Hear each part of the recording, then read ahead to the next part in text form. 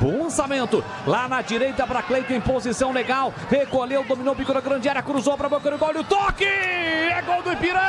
É gol, é gol, é gol, é gol, é gol, é gol, é gol, é gol, é gol, é gol, gol do Ipiranga!